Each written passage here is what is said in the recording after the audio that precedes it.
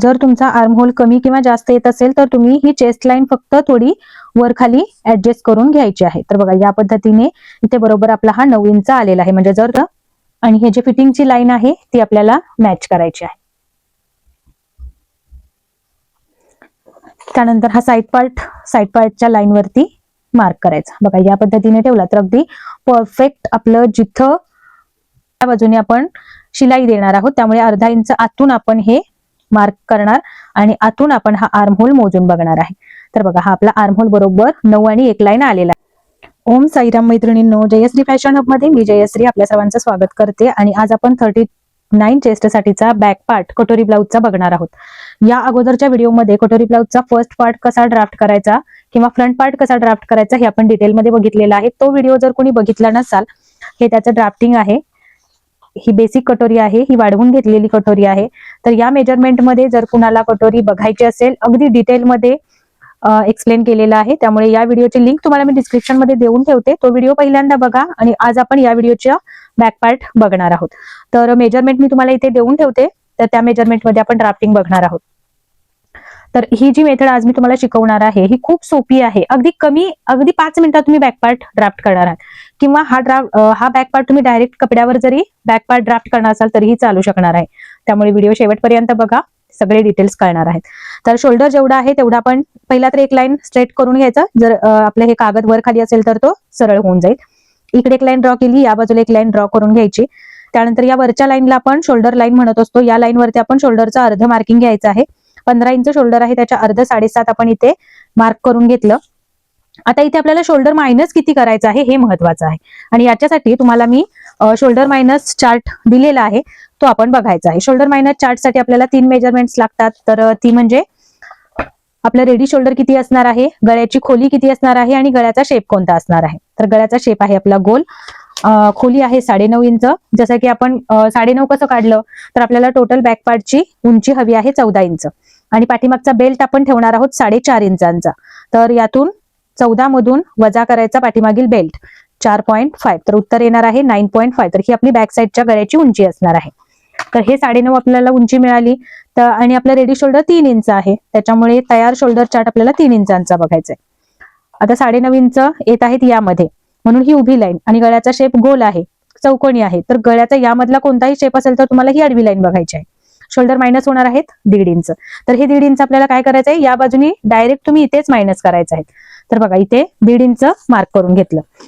आता आपल्याला इथूनच डीप नेक आहे, त्याच्यामुळे आपल्याला तिरकी लाईन किंवा शोल्डर स्लोप घ्यायची गरज नाही. त्याच्यामुळे इथूनच इथे तुम्हाला शोल्डरचा आपला जो डीप नेकचा फॉर्म्युला आहे तो सुद्धा चेंज असणार आहे.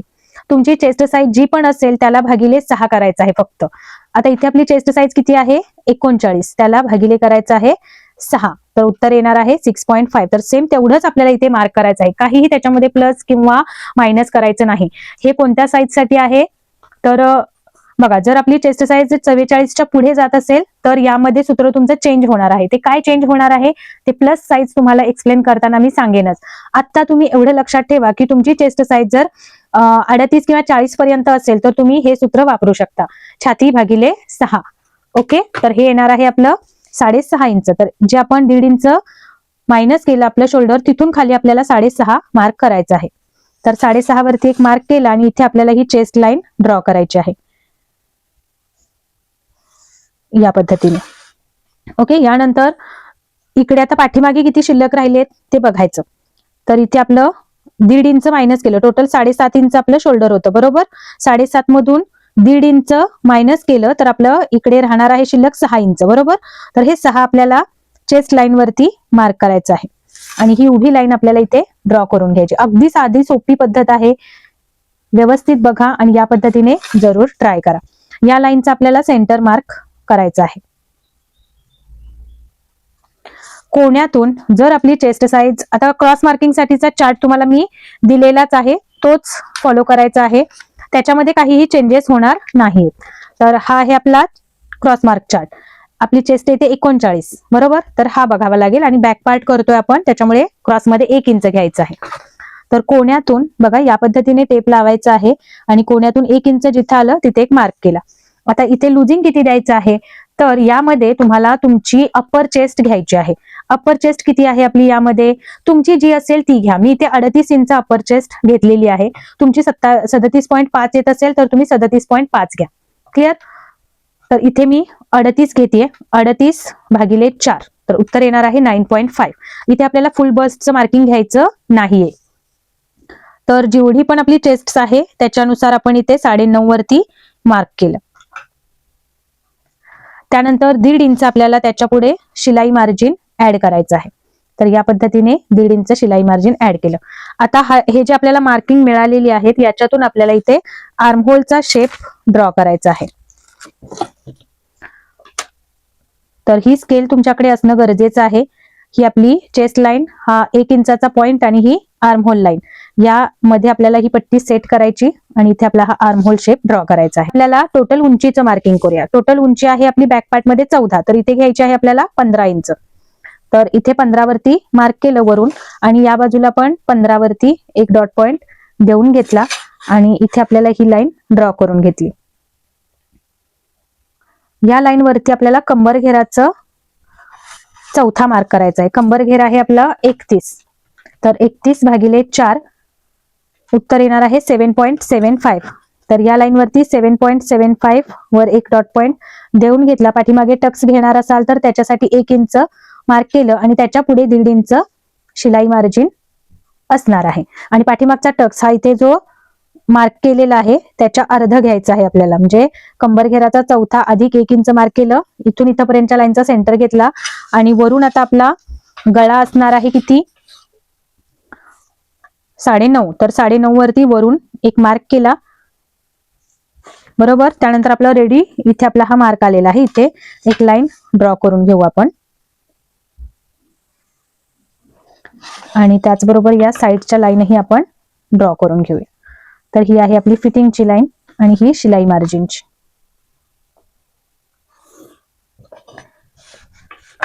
ओके. यानंतर इथे आता आपल्याला रेडी शोल्डर 3 इंच हवा आहे, तर आपण 4 वरती मार्किंग घेणार आहोत. 4 वरती मार्किंग घेतलं. त्यानंतर इकडे पुढे गळारुंदी किती राहिली आहे ते बघायचं. तर इकडे 2 इंच राहिलेलं आहे. या बाजूतून गळारुंदी तुम्हाला हवी तितकी तुम्ही घेऊ शकता. इथे मी 3 इंच घेत आहे, तुम्ही 3.5 इंच पर्यंत सुद्धा घेऊ शकता. त्यानंतर इथे या पद्धतीने लाईन आपल्याला ही ड्रॉ करायची आहे.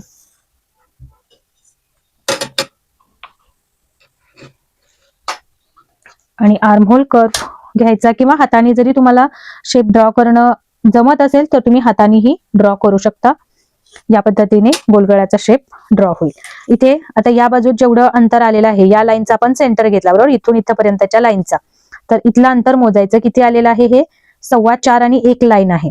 तर 4.25 आणि 1 लाईन तेवढंच अंतर आपण हे गळा जिथं आपला आलेला आहे त्याच्या बरोबर आसपास मार्क करायचं.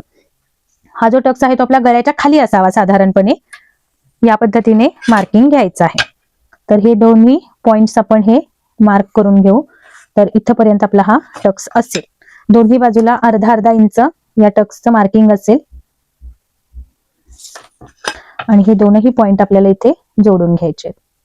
आता या बॅक पार्ट बरोबर आपला फ्रंट पार्ट आपला जुळतोय का हेही आपल्याला बघून घ्यायचं आहे. तर याचा फ्रंट पार्टचा आपल्याला साईड पार्ट आणि क्रॉस पट्टी हे दोनच पार्ट लागणार आहेत. तर आता दोन्ही गळे डीप असतील त्यावेळेला इथे मार्किंग ठेवताना जिथं आहे तिथे बरोबर या पद्धतीने ठेवायचं आणि हे जे फिटिंगची लाईन आहे ती आपल्याला मॅच करायची आहे. त्यानंतर हा साईड पार्टच्या लाईन वरती मार्क करायचा. बघा या पद्धतीने ठेवला तर अगदी परफेक्ट आपलं जिथं उंची आपण घेतली होती तिथेच आपल्याला ही उंची मिळत आहे. म्हणजे काहीही आपल्याला ऍडजस्ट करावं लागत नाही. पण समजा जर तुम्हाला उंची 14.5 इंच तयार हवी असेल तर मात्र तुम्हाला या बाजूनी काय करावं लागणार आहे, 0.5 खाली यावं लागणार आहे इथं आणि मग तुम्हाला हे मार्किंग इकडे घ्यावं लागेल. जर त्याशिवाय तुमचा हा पार्ट आहे हा जुळणार नाही. बरोबर. ओके. तर इथे आपला आता जुळलेला आहे त्याच्यामुळे यामध्ये आपल्याला काहीच करायची गरज नाही. हे आपलं जसं आहे तसंच परफेक्ट आलेलं आहे. तर हा आहे आपला चेस्ट 39.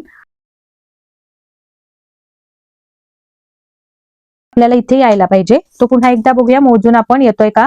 आर्महोल हा नेहमी अर्धा इंच आतून मोजायचा आहे.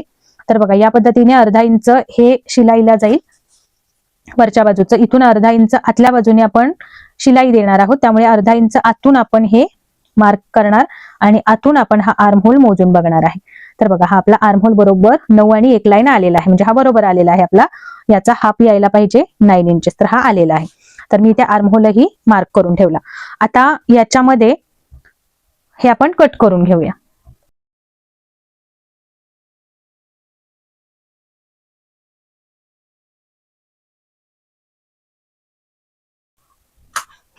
तर या पद्धतीने जेव्हा आपण नॉचेस देतो त्यावेळेला मार्किंग करणं खूप सोपं जातं आणि पटापट आपलं मार्किंग होऊन जातं आणि आपल्याला वेळही लागत नाही.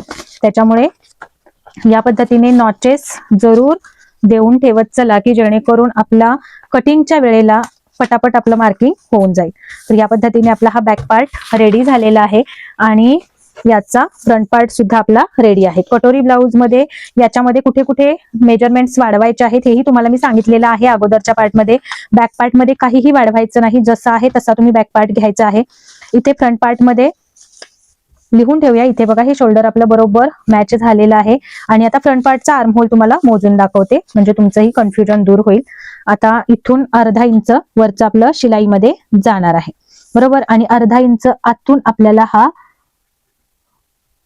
हे पहा या पद्धतीने अगोदर तुम्हाला मी मार्क करून घेते, म्हणजे आपल्याला याच लाईन वरती आर्म होल तुम्हाला मी मोजून दाखवणार आहे. तर हा इथपर्यंत आपला किती येतोय ते बघूयात आपण.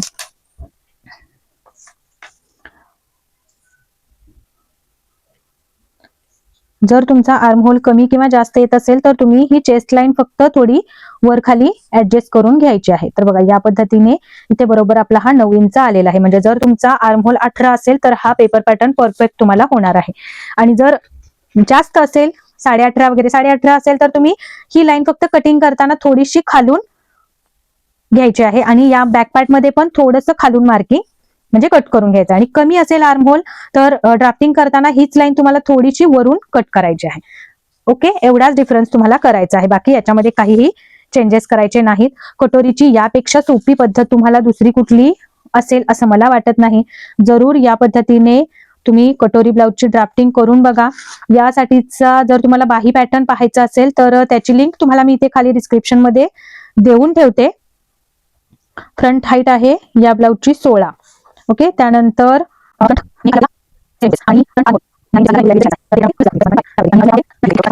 पॉइंट आहे तो म्हणजे आता कटोरी तुम्ही या साईज मध्ये घेतलात, इथला तुम्हाला हा कटोरी शिवून बघितल्यानंतर जर तुम्हाला कटोरीचा पार्ट जास्त वाटला किंवा जास्त होतोय असं वाटलं तर तुम्ही नेक्स्ट ब्लाउज मध्ये हा जो टक्स आहे हा पण घेतलेला आहे 1.5 इंच वाढवून घेतलेला आहे, 1.5 इंच या बाजूला 1.5 इंच या बाजूला. त्याऐवजी फक्त तुम्हाला एकच चेंज करायचा आहे. हा टक्स आहे तो फक्त 1.25 इंचांचा घ्यायचा आहे, म्हणजे या बाजूने 0.25 मायनस होतील आणि 0.25 या बाजूने मायनस होतील, बाकी काहीही चेंजेस होणार नाहीत. हा शेप फक्त थोडासा आतून आपल्याला मार्क करायचा आहे. आता मी मार्क करत नाही, हा पॅटर्न माझ्यासाठी परफेक्ट आहे 1.5 इंच वाढवून घेतल्यानंतरचा, त्याच्यामुळे हाच माझ्यासाठी फायनल राहणार आहे. तुम्हाला जर कटोरीचा पार्ट मोठा वाटला किंवा जास्तच वाटला तर तुम्ही हा चेंजेस करून घेऊ शकता. म्हणजे काही वेळेला कसं होतं, काही कस्टमर मध्ये चेस्टचा उभार कमी असतो, तर अशा वेळेला हा टक्स तुम्ही कमी केला तर प्रॉपर सगळं होऊन जाईल. क्लिअर. तर ही आपली कटोरीचं सुद्धा सूत्र तुम्हाला इथे लिहून ठेवते. छाती ही आपण कशी घेतलेली आहे, छाती भागिले 6 वजा 0.5 केलेला आहे, बरोबर. तर छाती आहे आपली 39, याला भागिले 6 केले आणि यातून वजा 0.5 केलं, तर उत्तर आपल्याला किती मिळालेलं आहे, 39 भागिले 6 वजा 0.5, तर उत्तर येणार आहे 6 इंच. तर आपली इथं कटोरी ही बरोबर 6 इंच तयार होणार आहे. ह्याचं मार्किंग पण मी तुम्हाला मोजून दाखवलेलं आहे.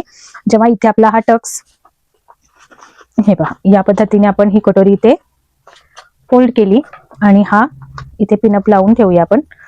तर बघा ही या पद्धतीने घेतली तर या इकडे अर्धा इंच शिलाई मार्जिन आपलं जाईल. त्यानंतर आपल्याला ही कटोरी बरोबर इथून मोजायची आहे.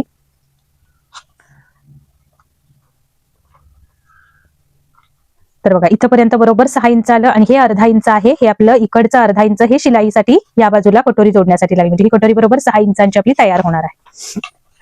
तर या पद्धतीने आपलं हे कटोरी ब्लाउजचं ड्राफ्टिंग झालेलं आहे. अगदी ॲक्युरेट आणि खूप छान फिटिंग या ब्लाउजची येते. तुम्ही सुद्धा जरूर ट्राय करा आणि ब्लाउज कसा झाला हे मला कमेंटमध्ये जरूर सांगा. भेटूया पुढच्या व्हिडिओमध्ये नवीन ड्राफ्टिंग सोबत.